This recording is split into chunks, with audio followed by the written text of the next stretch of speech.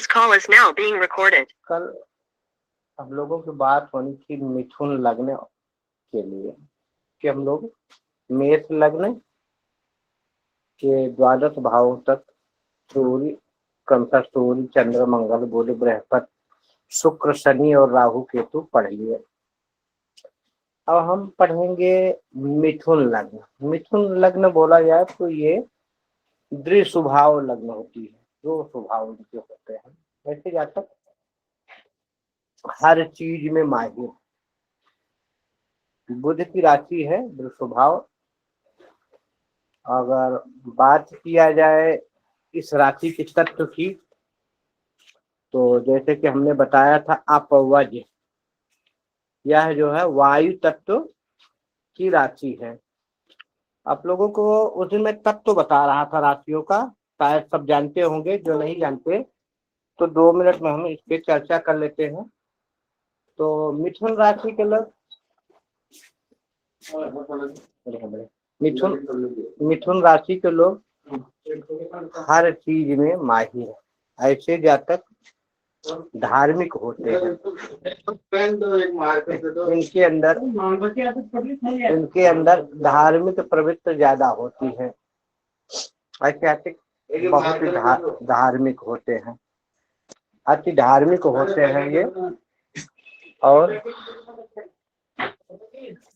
ऐसे जातक अति धार्मिक होते हैं और धार्मिक होते हैं बहुत ज्यादा ऐसे जातक, और धर्म कर्म में विश्वास करते हैं, भोग विलास में विश्वास करते हैं। अगर इनके स्वभाव की बात किया जाए तो ऐसे जातक ऐसा बोलते हैं कि सामने वाले पे अपनी छाप छोड़ जाएं। ऐसे जातक सामने वाले पे जहां भी बैठते हैं तो ऐसे जातक अपनी बातों से पूरी सभा को का ध्यान आकर्षित कर लेते हैं। जहां भी बैठते हैं कई विषय जिनको जो इन्हें नहीं भी पता होता उस पे भी अगर ये बात करें तो सामने वाले को नहीं पता चल पाता कि ये विषय जातक को मालूम है या नहीं मालूम है। कहने का मतलब ऐसे जातक हर जगह अपना प्रभाव देते हैं। ऐसे जातक हर जगह अपना प्रभाव देते हैं। मिथुन लग्न और राशि की अगर हम बात करें तो ऐसे जातक, और ये थोड़ा कामी स्वभाव के होते हैं, मृदुभाषी होते हैं, हंसी मजाक प्रिय होते हैं, मृदुभाषी होते हैं। लेकिन कई बार इनको गुस्सा भी आता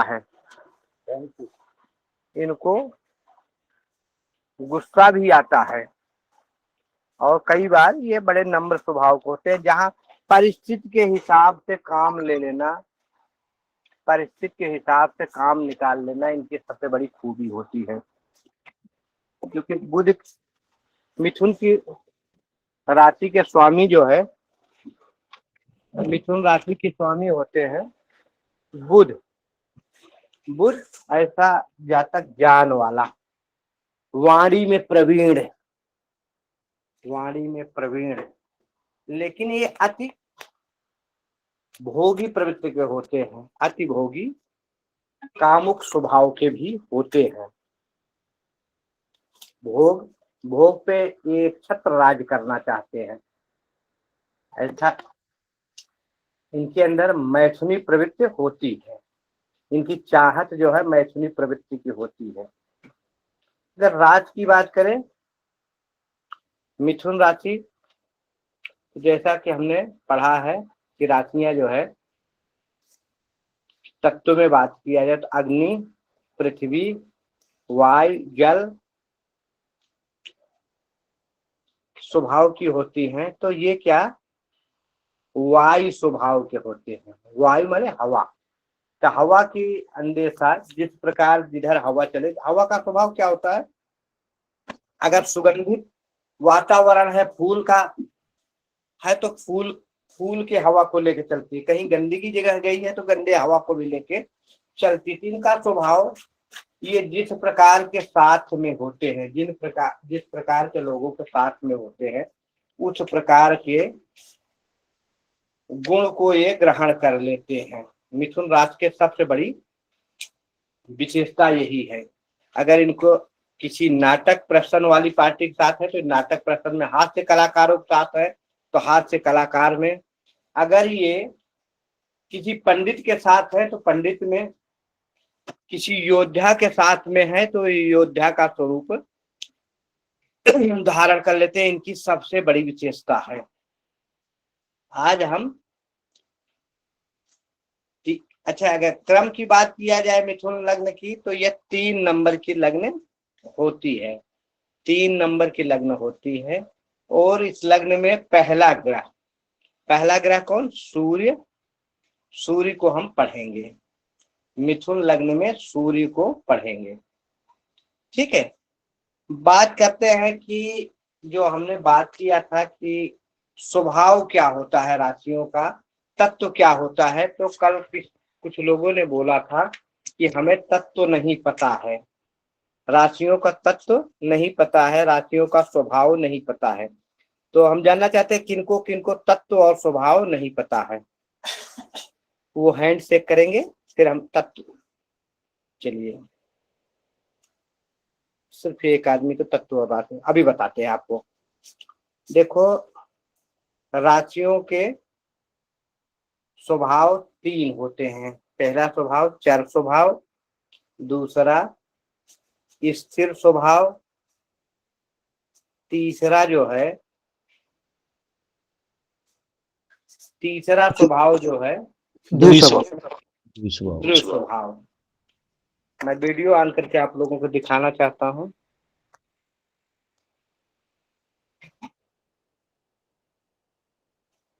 राशियों के स्वभाव की बात करें तो पहला क्या होता है? चर स्वभाव, चर। दूसरा दिखाई दे रहा है सबको? जी जी। दूसरा स्थिर, और तीसरा स्वभाव द्विस्वभाव। गुरुजी सर सितर देव स्वभाव, चर, स्थिर और द्विस्वभाव। फिर चौथी राशि तर नहीं देखो, सुनिए एक मिनट। पहला जो है चर, दूसरा स्थिर, तीसरा द्विस्वभाव। ये राशियों के स्वभाव हैं, चर, स्थिर और द्विस्वभाव। और अगर तत्व की बात करें, अभी हम बताते हैं कौन कौन चर राशि में है, कौन कौन, अब कैसे आप समझें। तत्व की बात होते तो 4 और 5 तत्व होते हैं। तो 5वें तत्व आकाश तत्व में विद्वानों के थोड़ा मतभेद है। कुछ लोग गुरु की राशि को आकाश तत्व मानते हैं, कुछ लोग शनि की राशि को आकाश तत्व मानते हैं। जैसा कि कहा गया है, छित जल पावक गगन समीरा। ये शरीर का निर्माण क्या 5 तत्वों से है। कौन कौन? पृथ्वी, जल, अग्नि, आकाश और हवा। ये 5 तत्वों से है। तो ज्योतिष में हम इन्हीं 5 तत्वों को पढ़ते हैं, लेकिन विद्वानों में थोड़ा मतभेद है। इसके हमने 5वां तत्व आकाश तत्व पे, कुछ लोग शनि को आकाश तत्व मानते हैं। आकाश तत्व का मतलब जो सर्वत्र व्याप्त हो, जो सब जगह व्याप्त हो, उसको हम आकाश तत्व मानते हैं। जो सब जगह व्याप्त हो उसको आकाश तत्व मानते हैं। तो कुछ लोग शनि के जो है तत्व को आकाश तत्व मानते हैं, कुछ लोग। इसमें हम 4 तत्वों को लेते हैं। कौन कौन? अग्नि, नंबर 1 अग्नि तत्व, नंबर 2 पृथ्वी,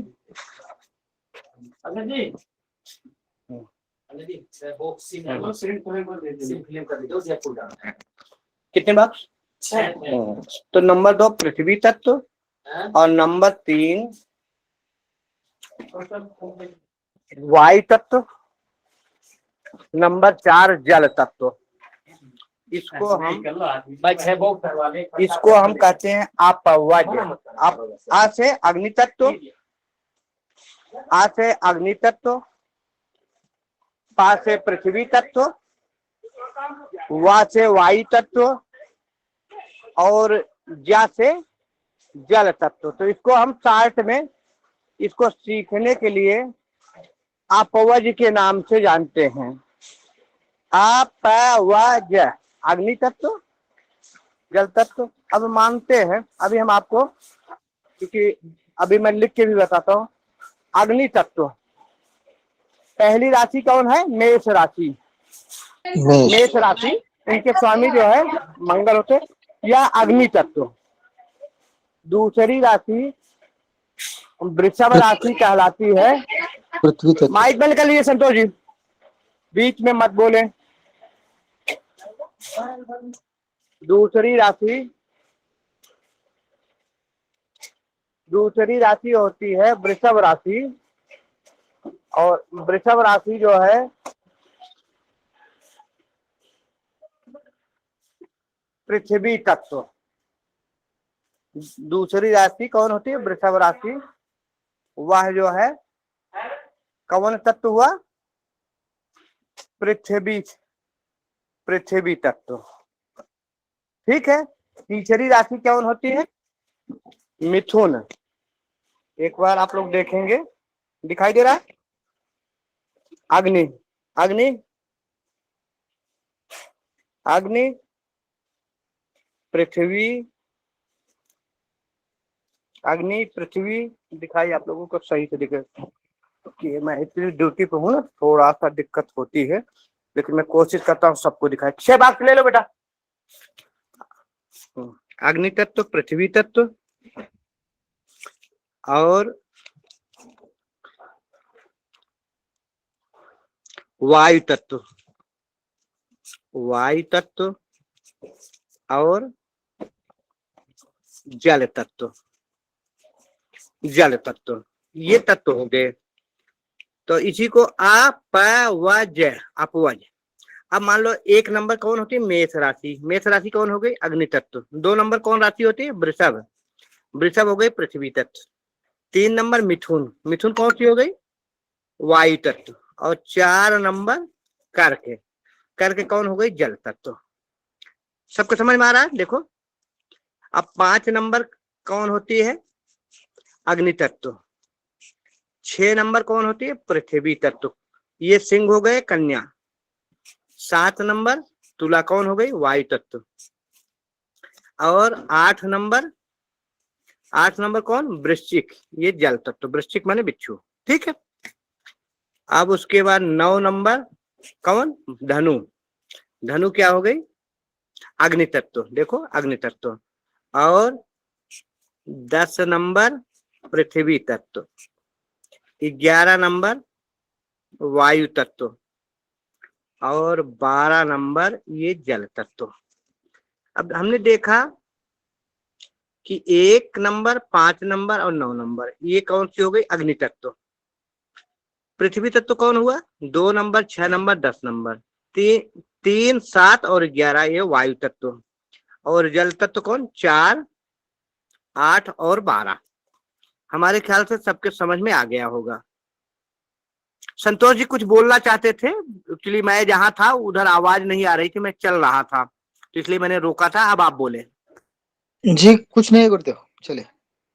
कुछ बोलना चाहते? बोले, बोले ना, कोई बात नहीं। एक्चुअली मैं आ रहा था रास्ते में ना, तो आवाज नहीं आ रही थी आपकी। जी वही बता रहा था अग्नि। हाँ, तो जब संतोष जी मैं पढ़ा रहा हूँ तो फिर सुनो ना, और भी लोगों को पता है। हाँ हाँ, जी क्षमा करें। ठीक, कोई बात नहीं। अच्छा देखो, जिनको भी बोलना हो एक चीज करें, हैंड से करें जब आपको बोला जाए। कई बार होता है ना, फिर मैं भूल जाता हूँ मैं कहाँ पढ़ा रहा था। ठीक है। तो अभी अग्नि तत्व सबको पता हो गया। अग्नि तत्व, पृथ्वी तत्व, जल तत्व हम कैसे जाने? अगर स्वभाव की भी बात करते हैं, कौन कौन स्वभाव होता है, ये तो हमने अग्नि तत्व और पृथ्वी स्वभाव। राशियों के स्वभाव कौन कौन होते हैं? राशियों का स्वभाव चर। दूसरा कौन होता है? स्थिर। और तीसरा कौन होता है? दृढ़ स्वभाव। ठीक है, चर, स्थिर, दृढ़ स्वभाव हो गया। ठीक है। अगर हम बात करते तो 1 नंबर चर, 2 नंबर स्थिर, मतलब मेष चर हो गया, वृषभ स्थिर, 3 मिथुन दृढ़ स्वभाव। दिखाई दे रहा है? फिर 4 नंबर चर, 5 नंबर स्थिर, 6 नंबर 6 नंबर मतलब कन्या, 5 नंबर मतलब ये सिंह, 4 नंबर मतलब कर्क, और कौन हो गए? 7, 8 और 9, फिर 10, 11 और ये आपका 12। दिखाई दे रहा? सबको दिखाई दे रहा? जी जी गुरुदेव। हाँ, तो अभी चर, स्थिर और दुष्स्वभाव हमारे ख्याल से आप लोग समझ भी सकते हैं। अगर बात किया जाए और थोड़ा शार्ट में, मान लो आपके पास पेन नहीं है और आप चर, स्थिर, दुष्स्वभाव जानना चाहते हैं, तो उसके लिए एक साधारण सा उपाय बता रहे हैं। देखिए, अपना ये उंगली ले लीजिए, इसमें 3 वो खाने हैं। एक चर, स्थिर, दुष्स्वभाव, चर, स्थिर, दो स्वभाव, चर, स्थिर, दो स्वभाव। अब ये 4 3 12, यहाँ तक में 12 हो गया। हम मान लो मेष को शुरू करो। मेष हमने चर ले लिया। दूसरा क्या हो गया? वृष, मिथुन, द्विस्वभाव। फिर कर्क, सिंह, दिखाई दे रहा है? सिंह, कन्या, दिखाई दे रहा है? तुला, वृश्चिक, धनु, मकर, कुंभ, मीन। आप इस पे भी, अगर आपके पास कलम कागज नहीं है तो इस पे भी जान सकते हैं। तो हमने प्रयास किया है कि छोटे से उस पे कि आप अग्नि तत्व, पृथ्वी तत्व, वायु और जल, चर, स्थिर और दुस्वभाव समझ गए होंगे। तो मिथुन लग्न और मिथुन राशि, जिसकी अभी चर्चा चल रही, मिथुन लग्न और मिथुन राशि, हम जानते हैं कि यह द्विस्वभाव राशि है और वायु तत्व है। वायु तत्व है, कैसे जाने? हमने बता दिया कि इस ढंग से हमने जान लिया। बड़ा आसान है, बड़ा आसान है इसको जानना। तो मिथुन, मिथुन राशि, मिथुन लग्न सब समझ गए होंगे। किसी की कोई अगर दुविधा हो तो वो अभी 2 मिनट में मुझे करेंगे, क्योंकि यहाँ उनकी आवाज नहीं आ रही है, यहाँ शोर ज्यादा है। मैं अभी फिर बैठता हूँ तो, लेकिन मेरी आवाज आप तक जाती होगी तो मैं बोल रहा हूँ। तो हम लोगों ने समझा कैसे जो है पृथ्वी तत्व होता है। अच्छा, इसके सबसे बढ़िया जानने के लिए एक सूत्र याद कर लो आप। वज्र, आ से अग्नि तत्व, पा से पृथ्वी तत्व, वा से वायु तत्व और ज से जल तत्व। आप वज्र, ठीक है? आसानी से सबको याद हो जाएगा। और कभी हमारे ख्याल से जितने लोग ग्रुप में हो, ये कभी नहीं बोल पाओगे आप अग्नि तत्व, पृथ्वी तत्व, वायु तत्व और जल तत्व।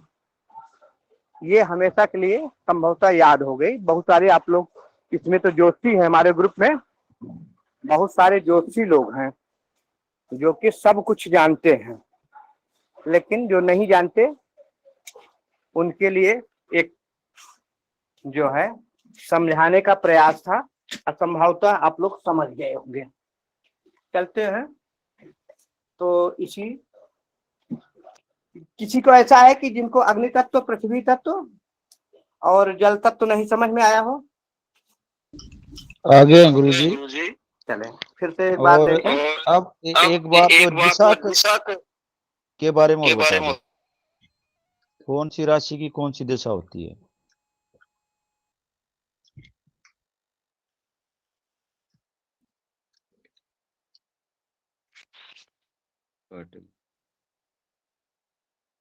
गुरुदेव आपका माइक म्यूट है गुरुदेव। कौन सी लग्न में कौन सा रोग होता है, ये भी हम आपको बताने का प्रयास करेंगे। देखो, एक दिखाई दे रहा है, आप लोग फिर से देखें। 1 नंबर कौन सी राशि होती है? मेष, ठीक है जी गुरुजी। 2 नंबर वृषभ, 3 नंबर मिथुन, और बात किया जाए तो इसके स्वामी मंगल होते हैं और ये अग्नि तत्व। वृषभ के स्वामी शुक्र होते हैं और यह पृथ्वी तत्व। मिथुन के स्वामी बुध होते हैं और यह वायु तत्व। कर्क के स्वामी चंद्र होते हैं और यह जल तत्व, ठीक है। सिंह के स्वामी सूर्य होते हैं और यह अग्नि तत्व। 6 नंबर की राशि कौन आती है? कन्या। कन्या के जो है स्वामी बुध होते हैं और यह पृथ्वी तत्व। 7 नंबर की राशि कौन है? तुला। तुला के स्वामी शुक्र होते हैं, वायु तत्व।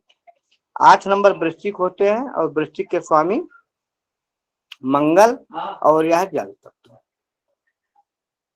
ठीक है।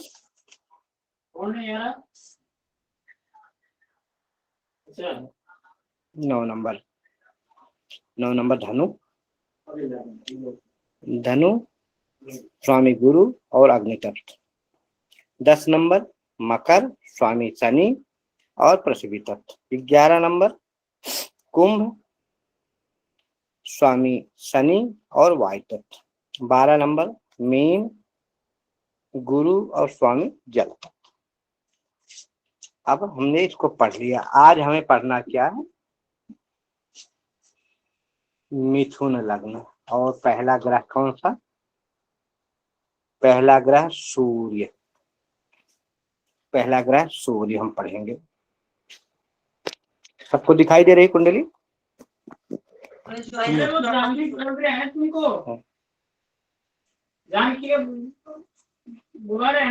सूर्य। अगर सूर्य कौन है? अग्नि तत्व।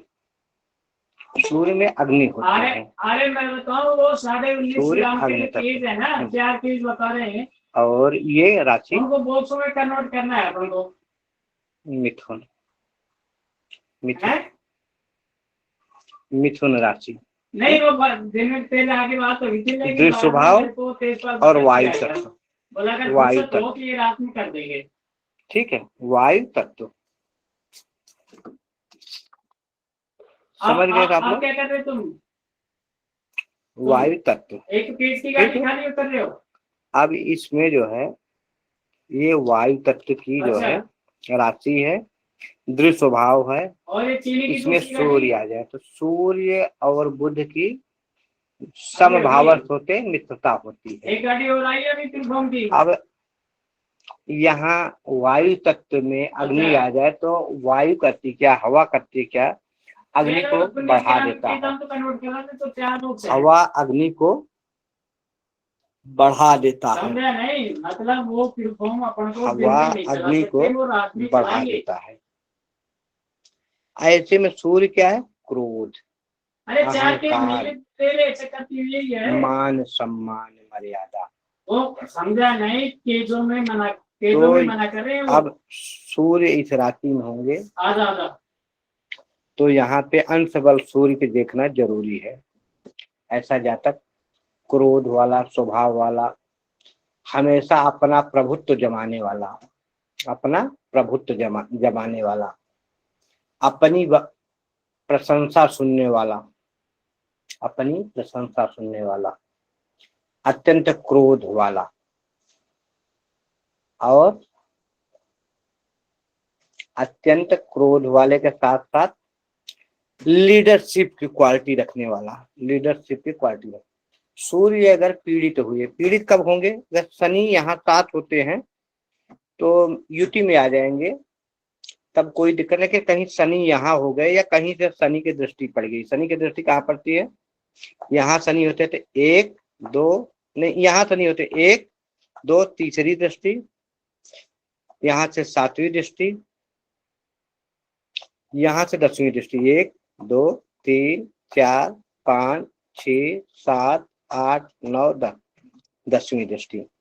तो अगर यहाँ से शनि हुए, शनि की दृष्टि पड़ी तो ऐसे जातक में थोड़ा सूर्य प्रभाव दे, ऐसा जातक अति बिगड़ेलू हो जाएगा, चिड़चिड़ा स्वभाव का हो जाएगा, चिड़चिड़ा स्वभाव। कहीं से राहु केतु की दृष्टि पड़ जाए तो क्रोध में और अधिकता हो जाएगी, सूर्य पीड़ित हो जाएंगे, तब उतना फल नहीं देंगे। नहीं, ऐसा जातक थोड़ा क्रोध वाला, मान सम्मान की चाहत, यश और कीर्ति वाला, और इसके क्रोध को यहाँ बुध की राशि में बैठा है तो थोड़ा वायु राशि में है तो क्रोध थोड़ा अधिक होगा। सूर्य की एक ही दृष्टि, 7वीं दृष्टि अपने मित्र भाव पे, गुरु के भाव पे पड़ जाएंगे। तो ऐसे जातक की पत्नी, क्योंकि सूर्य की दृष्टि यहाँ पर, तो सूर्य क्या गर्म ग्रह है, तो थोड़ा सा स्वास्थ्य में दुबली पतली हो जाएगी। लेकिन सूर्य की दृष्टि पड़े, क्रोध की अधिकता हो जाएगी। यहाँ थोड़ा पत्नी भी क्रोध वाली और क्रोधी तो होगी, लेकिन अति धार्मिक होगी, पतिव्रता होगी। अब थोड़ा सा बस यही असर पड़ेगा कि इसके स्वास्थ्य को थोड़ा कमजोर करेगी सूर्य की दृष्टि।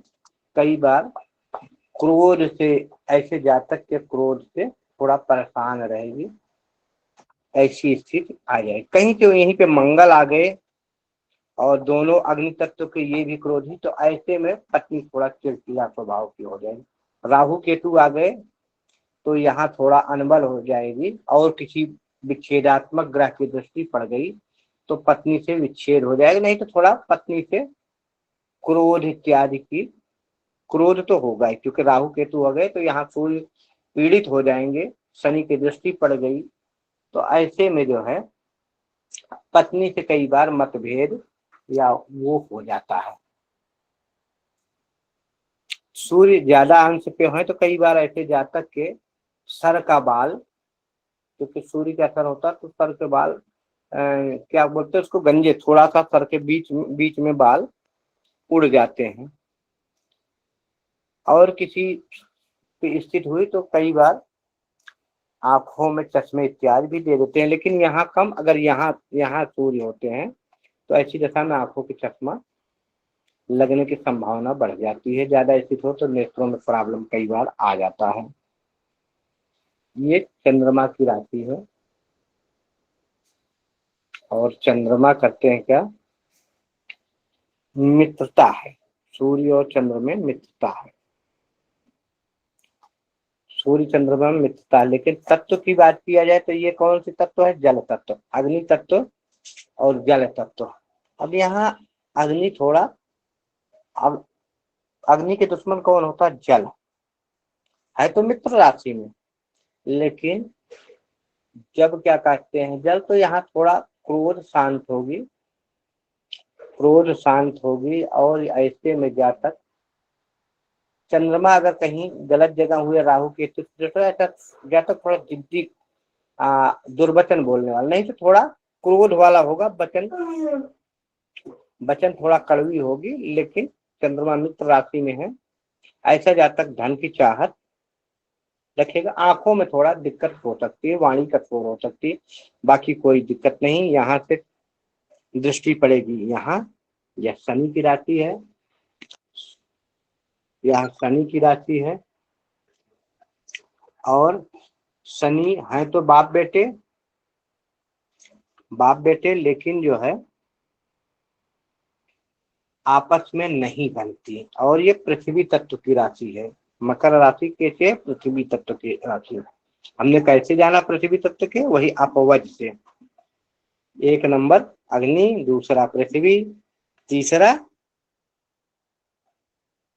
वायु, चौथा जल, पांचवा अग्नि, छठवां पृथ्वी, सातवां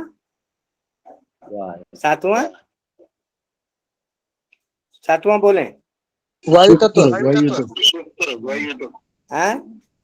वायु तत्व, हाँ, आठवां जल तत्व, फिर अग्नि, फिर पृथ्वी तत्व।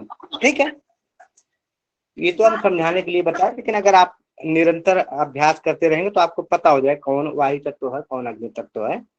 ठीक, अब पृथ्वी तत्व, पृथ्वी पे सूर्य की गर्मी आएगी, तो ऐसे जातक में क्योंकि अमृत भाव है या आयु की भाव है, तो कई बार बुखार इत्यादि की संभावना। और यहाँ पे गर्मी से कई बार जातक की, जब सूर्य में शनि आएंगे या शनि में सूर्य आएंगे, तो ऐसे समय में हड्डियों पे दिक्कत, आंखों में दिक्कत या ज्वर संबंधित दिक्कत ऐसे जातक में हो सकते हैं।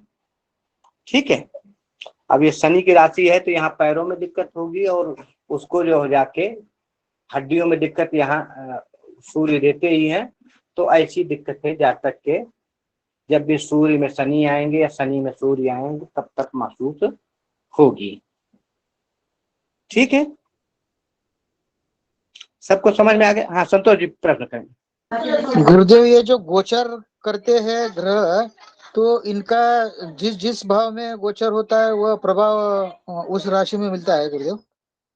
जी जी, आप जब कुंडली बनाते हो ना तो इसमें एक विषुवंतरी दशा का वो होगा। जब दशा देखते हैं तो दशा में हम अभी दशा आपको शायद पढ़ाए नहीं है, उसमें आचंकुरा, आ से आदित्य, श्या से चंद्रमा, कु से कुज माने मंगल, रा से राहु, और जी से बुकेश, जीस माने गुरु, और बु से बुध, के से केतु, और सा से शुक्र केश।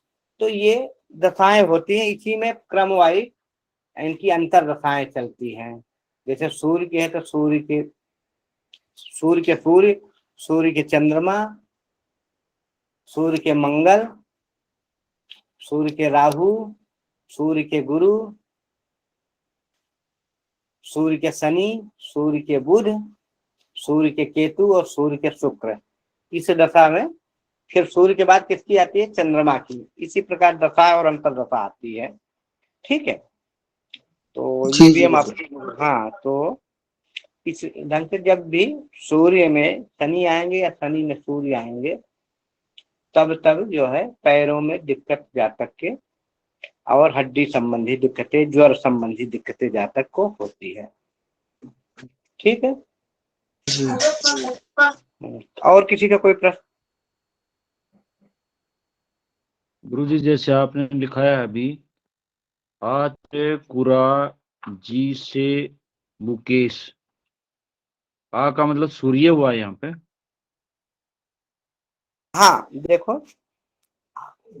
आचंकुरा, आ से मतलब सूर्य, चा से चंद्रमा, कु से कुज माने मंगल, रा से राहु, आचंकुरा, जीव कहते हैं गुरु को, तो जीव, सा से शनि, बु से बुध, के से केतु, और सु से शुक्र। तो ये चलता है आचंकुरा जीस बुकेश। ठीक है, ये सूत्र है। अभी दशांतर दशा भी पढ़ाएंगे तो हो सकता है ये अभी चल गया, नहीं तो दशांतर दशा भी थोड़ा आप लोगों को किसकी कितनी दशाएं होती है, कितने वर्ष होती हैं, कितने दिन कैसे होता, कैसे जाने कि किसके दशा में कौन से जातक का जन्म हुआ है, और कैसे आप विषुवंतरी दशा बनाएं, ये भी हम आपको पढ़ाएंगे। कि ज्योतिष बड़ा लंबा क्षेत्र है, क्योंकि आप लोग सब जो है इसमें पंडित हो, कुछ लोगों को पता होता, कुछ लोगों को नहीं पता होता, तो इसके अंतर थोड़ा हो जाती है। कुछ लोगों को नहीं पता होता, वो चाहते हैं कि आगे से पढ़ाया जाए, कुछ लोगों को मालूम है तो सोचते हैं उनके लिए तो व्यर्थ है जो पढ़ाया जा रहा है। तो थोड़ा सा चलो अभी इसको हम पढ़ लेते हैं। सूर्य बीच में हम लेते हैं दशा और अंतर। चलते हैं, हमने जो है लेना है आपका सूर्य में तीसरे भाव में हम अगर देखते हैं तो यहाँ पे सूर्य की ही राशि है। 5 नंबर राशि क्या?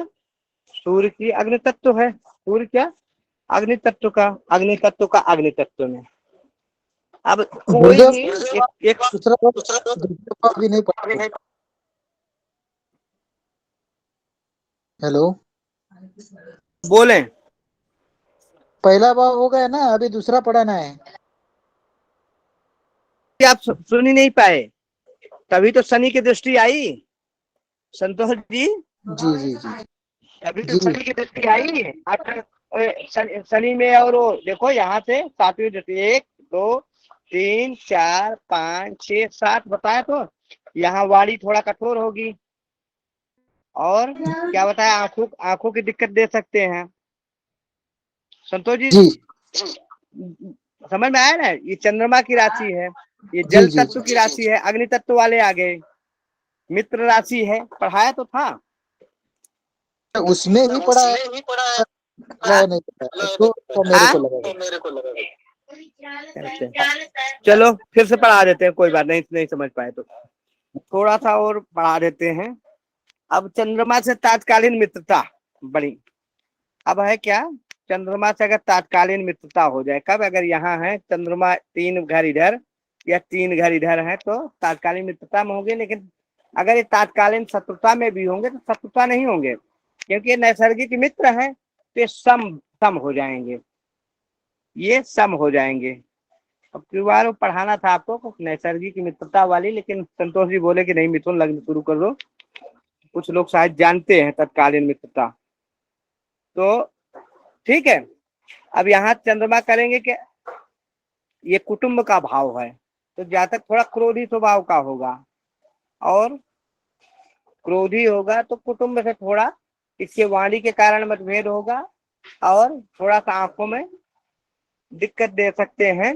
बाकी ऐसा जातक अति प्रभावशाली होगा, धन के माने में बढ़िया होगा, आत्मा का कारक यहाँ बैठा है, यहाँ से 7वीं दृष्टि यहाँ पड़ी, तो ये यहाँ पे दिक्कतें क्या दे सकते हैं हमने बता दिया, क्योंकि शनि के घर है, जब शनि में सूर्य आएंगे तो कई बार हड्डियों की दिक्कत दे सकते हैं या ज्वर संबंधी दिक्कतें आ सकती हैं। तीसरा घर यह पराक्रम का भाव है, यह पराक्रम का भाव, पराक्रमपति, पराक्रमपति पराक्रम में हो जाए, बहुत बढ़िया। ऐसा जातक अति मेहनती होगा, पराक्रमपति होगी। क्रोध होगा, पड़ोस से थोड़ा मतभेद हो सकता है, लेकिन और तो और ऐसे भाई बंधु से ऐसे जातक से लाभ लेंगे, थोड़ा क्रोधी होगा, सब जानेंगे कि भैया, छोटे भाई बहन जानेंगे भैया बड़े क्रोधी हैं, पर इनका वजह करेंगे, डर रहेगा, लेकिन ऐसा जातक अपने भाई बंधुओं को भी लाभ देगा, क्योंकि कोई भी ग्रह अपने घर को नहीं खराब करता, तो थोड़ा सा क्रोध तो होगा, भाई बहन डरेंगे इस जातक से, लेकिन ऐसा जातक अति मेहनती और क्रोध जब पराक्रम करेगा तो पराक्रम का फल तो मीठा है, तो पराक्रम से 7वीं दृष्टि कहाँ पड़ती है, कहाँ पड़ती है, अष्टम भाव पर। हाँ सॉरी ये शनि के घर पे, वैसे तो शनि क्या कहते हैं, अब यहाँ भी देखो आप वज वायु तत्व में अग्नि को वायु बहाएगी, तो ऐसी दशा में ऐसी दशा में जो है अग्नि को, शनि के घर में अग्नि को बढ़ाएंगे, ऐसी दशा में जातक का जो है भाग्य अपने आप, यहाँ भाग्य बढ़िया चलेगी, भाग्योदय बहुत बढ़िया होगा, अपने पराक्रम के बदौलत जातक अपना भाग्य बनाएगा, अपने पराक्रम के बदौलत जातक अपना भाग्य बनाएगा। ठीक है, समझ में आ गया आप लोगों को, नहीं समझ में आ रहा, बताएंगे आप लोग, किसी का पराक्रम का भाव हो गया,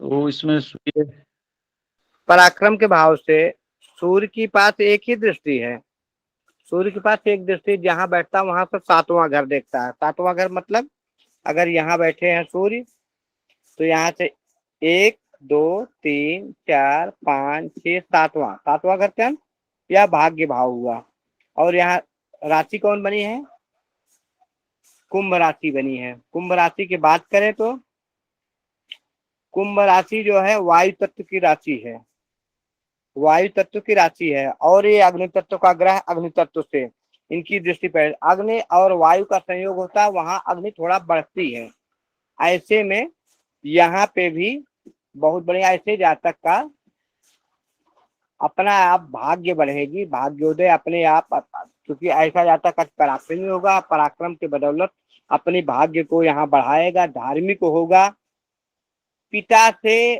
थोड़ा सा, पिता पुत्र में क्रोध की स्थिति तो बनेगी, पिता हो सकता क्रोधित हो, क्रोध वाले हो, लेकिन ऐसे जातक सम्मान करेगा, थोड़ा सा मतभेद होगा लेकिन सामने प्रकट नहीं गया, और पिता के प्रताप से ऐसा जातक भाग्योदय करता, अपने परिश्रम से, अपने पराक्रम से ऐसा जातक अपना भाग्योदय अपने आप करता है।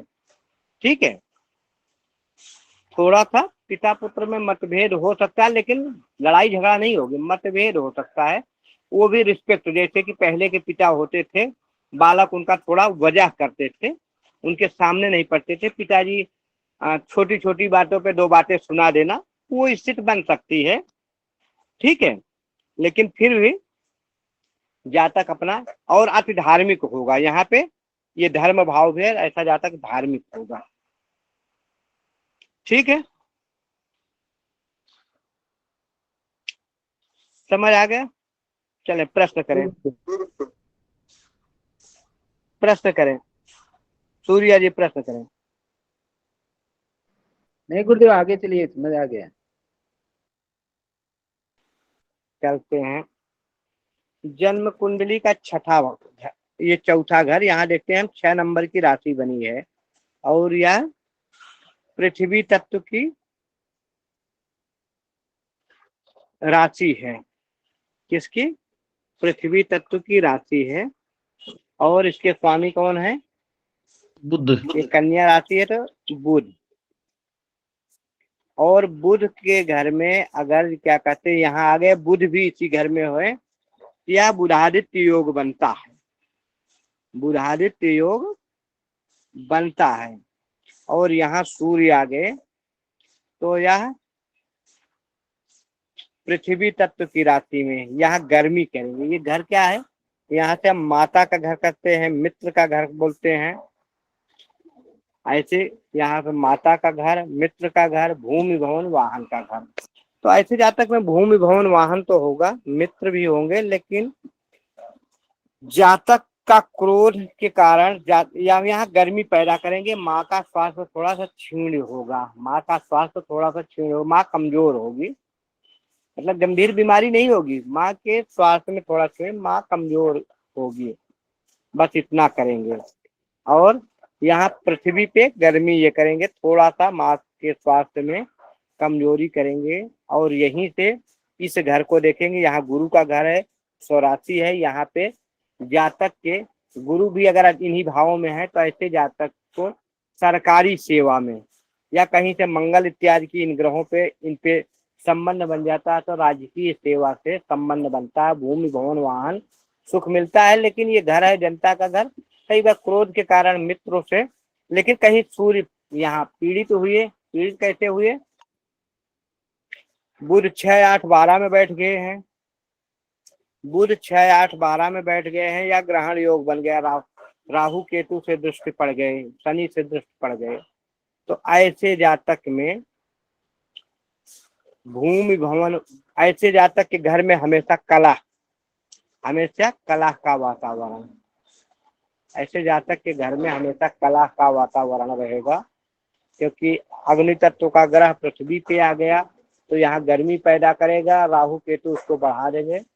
तो ऐसे जातक के घर में कलह का वातावरण, सूर्य ग्रहण योग में हो जाएंगे, सूर्य प्रभाव नहीं दे पाएंगे, सूर्य की रोशनी को राहु केतु करते हैं क्या? सूर्य तो रोशनी को ही ढक लेते हैं। देखते हैं ना, ग्रहण जब लगता है तो अंधेरा छा जाता है, ग्रहण जब भी लगता है तो अंधेरा छा जाता है।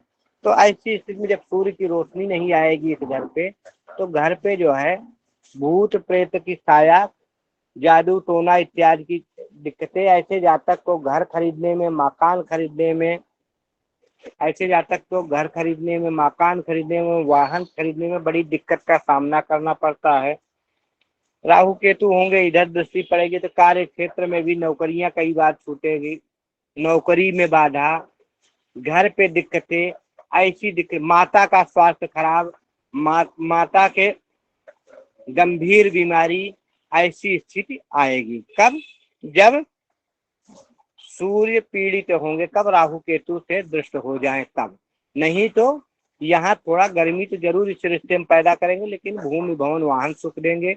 और यहाँ से देकर राजकीय सेवाओं में जातक को, राजकीय सेवाओं से, सरकार से लाभ या राजकीय सेवाओं में ऐसे जातक होते हैं। कहीं मंगल और गुरु का संबंध बन जाए तो यह योग ज्यादातर हो जाता है, यह योग ज्यादातर हो जाता है।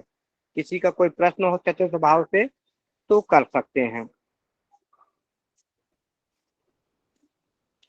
किसी किसी का कोई प्रश्न है चतुर स्वभाव से सूर्य का तो कर सकते हैं। नहीं है। पंचम भाव, इस भाव को ज्ञान और संतान का भाव कहते हैं। क्या कहते हैं? ज्ञान का और संतान का भाव कहते हैं। ज्ञान और संतान का भाव कहते हैं। अब यहाँ सूर्य आ जाएंगे तो नीच राशि में आ जाएंगे। यहाँ सूर्य लेकिन पांच अंश तक ही नीचे होंगे, 5 अंश तक नीचे होंगे। अगर 5 अंश से ऊपर है तो सम प्रभाव देंगे। और यहाँ नीच राशि में तो शुक्र को देखना पड़ेगा, शुक्र कहाँ है। अगर इसी घर में है तब तो बढ़िया है, इसी घर में शुक्र है तब तो बढ़िया है। अगर शुक्र इस घर में नहीं है तो अगर इसी घर में है तो जातक का जो है बढ़िया प्रेम ठीक है, बढ़िया प्रेम, पत्नी भी जो है प्यार इसका बड़ा ही शुद्ध प्यार होगा।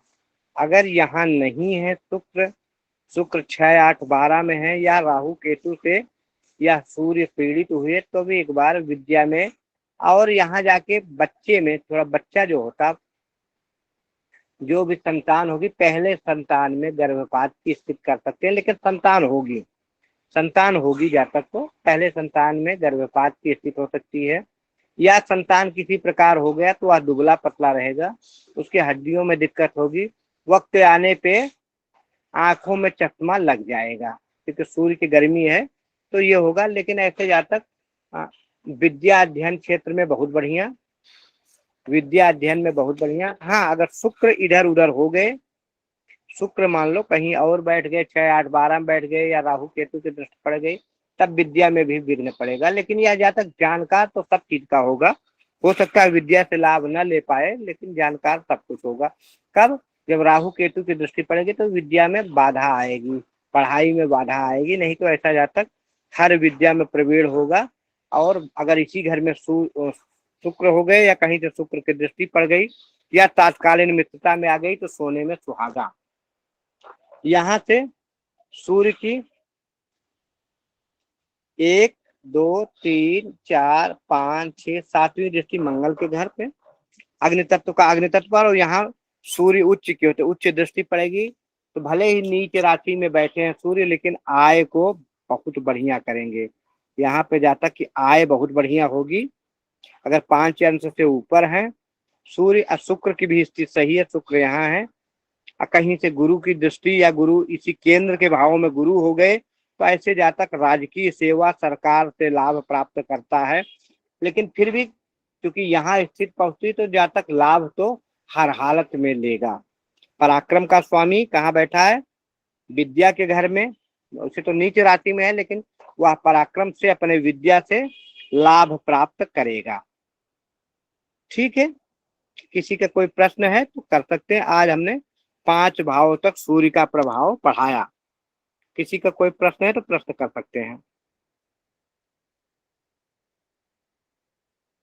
गुरुदेव, ये रोग संबंधित कौन सा होगा गुरुदेव?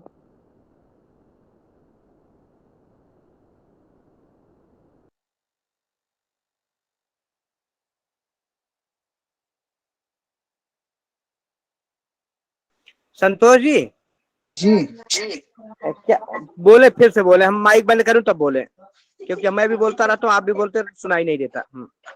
गुरुदेव, ये जो आपने बताया सूर्य 7वीं दृष्टि पर दृष्टि पड़ी तो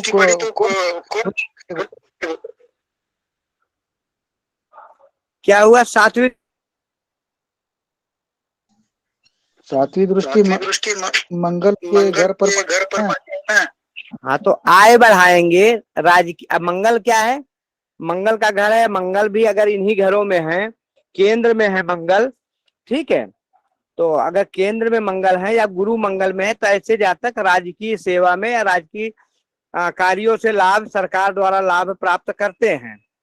ठीक है जी जी हाँ, कब? जब मंगल इन्हीं में है। अब मंगल कहीं दूर हो गए, ठीक है जी हाँ, मंगल कहीं दूर हो गए तब जो है मंगल नीच राशि में हो गए, क्योंकि मंगल का एक घर यहाँ जो है छठे भाव के भी स्वामी है, तब प्रभाव में थोड़ा कम होगा, लेकिन लाभ तो देंगे, क्योंकि अब सूर्य की दृष्टि वहां उच्च की दृष्टि पड़ रही है। ठीक है, उच्च की दृष्टि पड़ रही तो लाभ तो देंगे ही, हर हालत में लाभ देंगे। ठीक है सूर्यमणि जी कुछ पूछना जी, प्रश्न करें। जी गुरुदेव, हमारा प्रश्न, हाँ, गुरुदेव, हमारा प्रश्न जो है ना चौथे भाव से है, जो चौथे भाव से जो बैठे हैं तो उनकी सातवीं दृष्टि 10वें भाव पे, मतलब वहाँ गुरु की राशि पड़ी हुई है, तो उसका प्रभाव क्या रहेगा? अगर गुरु, अब वहां पे जातक का चूंकि राजकीय सेवाओं से, क्योंकि गुरु की राशि गुरु मित्र में, अगर गुरु 6, 8, 12 में नहीं हुए, राहु केतु से दृष्ट नहीं हुए, अब राहु केतु से दृष्ट नहीं हुए या गुरु केंद्र में है, तो ऐसे जातक राजकीय सेवा से लाभ प्राप्त करते, राजकीय सेवा में होते, सरकारी नौकरी, मंगल का कहीं साथ पड़ गया, मंगल की दृष्टि 10वें भाव पे पड़ गई, या गुरु की दृष्टि पड़ गई, या गुरु केंद्र में हुए, ठीक है, तो ऐसे जातक निश्चित ही सरकारी सेवा में होते हैं, सरकारी नौकरी में होते हैं। ठीक है, जी गुरुदेव, हाँ। समझ गए। हाँ, अगर नहीं होते, मान लो कहीं से शनि इत्यादि की दृष्टि पड़ती है, फिर भी जातक सरकारी नौकरी के लिए प्रयास करता रहता है, लेकिन कई बार शनि कार्य को विलंब करते हैं, और जब विलंब होता है तो जातक एक बार टूट जाता है और अपना मन वो बदल लेता है, लेकिन अगर वो लगा रहे तो फिर भी देर सवेरे सरकारी नौकरी प्राप्त कर लेता है। ठीक है, जी उधर होगा बाल्टी में, फिर भी जातक जो है सरकारी नौकरी प्राप्त कर लेता है। और बताएं, किसी के कोई प्रश्न? नवल जी, गुरुजी, यदि मंगल पंचम भाव में हो और सूर्य छठे भाव में हो तो क्या प्रभाव रहता है? मंगल अगर जो है पंचम में है, और देखो तात्कालीन मित्रता तो बन जाएगी, अब राशि के ऊपर है कि कौन सी राशि बन रही है वहां। अगर इसी राशि की बात करते हैं, तो अब चूंकि मंगल की राशि में मंगल की, जैसे अभी इसी जो कुंडली हम पढ़ रहे हैं, तो यहाँ सूर्य आ जाएंगे, तो अग्नि, अब वहां जो है जल तत्व की राशि है, वृश्चिक राशि बन रही है, वृश्चिक राशि जल तत्व की राशि है, तो मित्रवत राशि, लेकिन जल तत्व वहां थोड़ा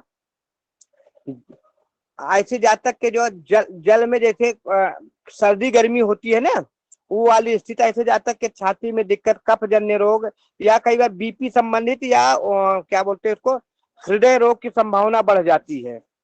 ठीक है, हृदय रोग की संभावना बढ़ जाती है, क्योंकि वहां जल तत्व की राशि बनी है, और सूर्य क्या है, गर्म है। ठीक है, तो ऐसे जातक में हृदय रोग, बीपी संबंधी बीमारी, बुखार या हड्डी रोग इत्यादि की संभावना बढ़ जाती है। ठीक है नवल जी? ठीक है गुरुजी। हाँ, तो आशा है आप लोग को समझ में आ गया होगा। किसी का और एक आध प्रश्न हो तो प्रश्न कर लीजिए, फिर जो है कार्यक्रम को विराम देते हैं। कल हम लोग और पढ़ेंगे और भावों में। बोलिए विकास जी। गुरुजी, सूर्य कितने अंश के ऊंच के होते हैं और कितने 5 अंश तक उच्च के होते हैं, 5 अंश तक ही नीच के होते हैं। ठीक है गुरुजी। चलते हैं, आज की सभा यहीं समाप्त करते, क्योंकि है हम ड्यूटी पे हैं, तो थोड़ा जो है उधर की भी ध्यान देना पड़ता है। ठीक है, जी। जब तक आप लोगों को पढ़ाते हैं तो काम छोड़ना पड़ता है। तो शांति पाठ कराएं। हर हर महादेव। सब लोगों को शुभ रात्रि। हर हर महादेव, शुभ रात्रि हर हर गुरुदेव। महादेव गुरुजी। प्रणाम गुरुजी। प्रणाम गुरुजी।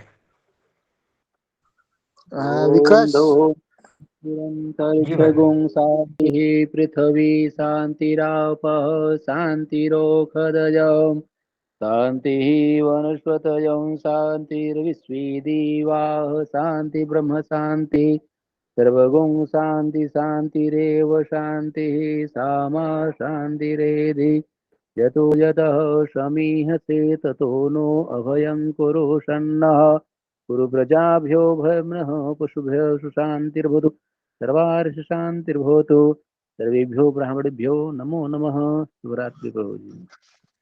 सभी को शुभ रात्रि। हर हर महादेव।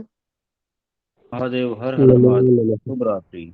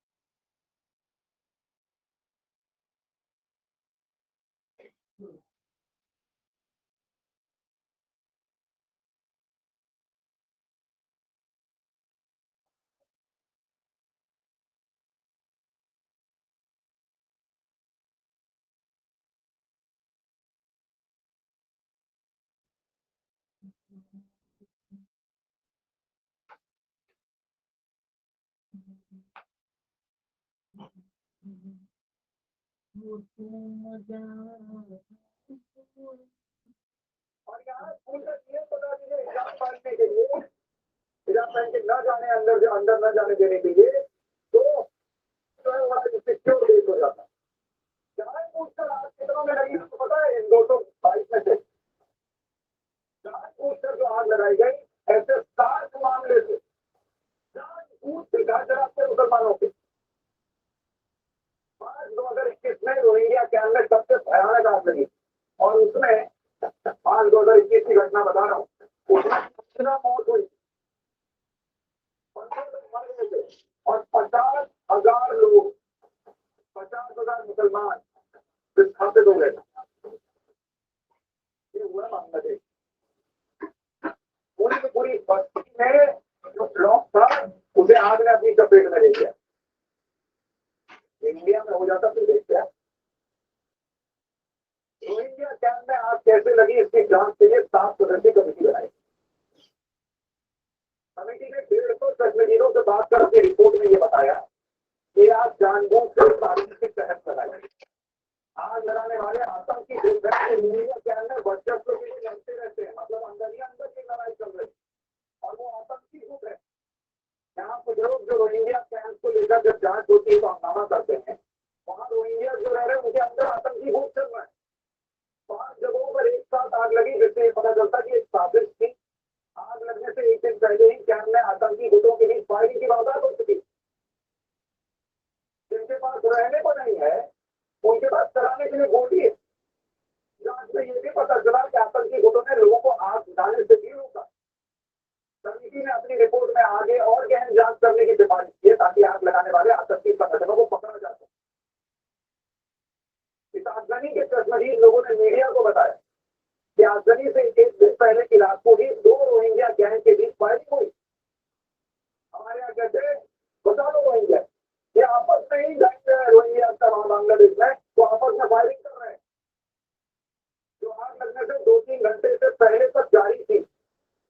में काम करने वाले लोकल रोहिंग्या नेता भी आतंकी के लिए रोहिंग्या आतंकियों के गैंग को जिम्मेदार ठहराए हैं। कुछ लोगों ने पुलिस को बताया कि उन्होंने ARSA यानी अराकन रोहिंग्या साल्वेशन आर्मी के लोगों को फायरिंग करते हुए देखा। आगजनी के दौरान पुलिस ने एक रोहिंग्या को गिरफ्तार किया था जो शरणार्थी कैंप में आग लगा रहा था। अराकन रोहिंग्या साल्वेशन आर्मी खुद को विद्रोही ग्रुप बताता है जो रोहिंग्याओं के लिए लड़ता है। यही ग्रुप है जो म्यांमार के रखाइन प्रांत में हिंदुओं के नरसंहार का जिम्मेदार और इसी ग्रुप के आतंकी बांग्लादेश और भारत में आतंकवादी गतिविधियों को अंजाम देने की साजिश रचते हैं। बांग्लादेश से रोहिंग्या शरणार्थी कैंप में हथियारबंद रोहिंग्या आतंकी के बीच वर्चस्व की लड़ाई एक बड़ी समस्या है और इस कैंप में कम से कम 10 आतंकी ग्रुप एक्टिव है जो आए दिन हिंसा करते हैं। पिछले 3 महीने में इस कैंप में 8 रोहिंग्या मारे जा चुके हैं।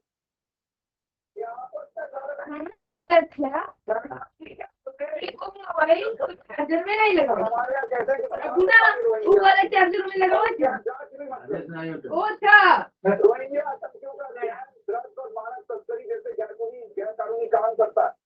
कैंप के अलग अलग हिस्सों में अपना कंट्रोल जमाने के लिए गैंग आपस में लड़ते हैं और इसी लड़ाई में एक गैंग वाले दूसरे गैंग के इलाके में आग लगा देते हैं और फिर आग को बुझाने भी नहीं देते। यानी एक मुस्लिम बहुल देश वहाँ मुसलमानों की रहने की जगह वहाँ वो आपस में ही लड़ जाए भिड़ जाए जला दें एक दूसरे के घर उस पर कोई हंगामा नहीं होगा। लेकिन इंडिया जो भारतीय मुसलमान जो है उनके लिए सबसे बेहतर जगह है। वहाँ कानून को फॉलो कराने के लिए अगर बुलडोजर चल जाए तो कहा जाता है मुसलमानों पर अत्याचार, चाहे हिंदू के ऊपर नहीं करना हो लेकिन मैं मुसलमानों पर करता। दुनिया भर में मुसलमान ही मुसलमानों पर अत्याचार कर रहे हैं कई उदाहरण। लेकिन राहुल गांधी दुनिया भर में और विपक्ष के नेता यहाँ पर मोदी विरोध में ये नैरेटिव चलाने की कोशिश करते हैं कि भारत में अल्पसंख्यक खतरे यहाँ लोकतंत्र नहीं बनता और बहुसंख्यक आबादी अल्पसंख्यकों को दबा रही। लेकिन आज उन मुसलमानों की बात करना भी जरूरी है जो राहुल गांधी का मोदी विरोध मिटा देंगे। एक तो ये बांग्लादेश के मुसलमानों को देते राहुल गांधी लोकतंत्र खत्म होना किसको कहते हैं, रोहिंग्या कैंप में किस तरह के खतरे होते हैं।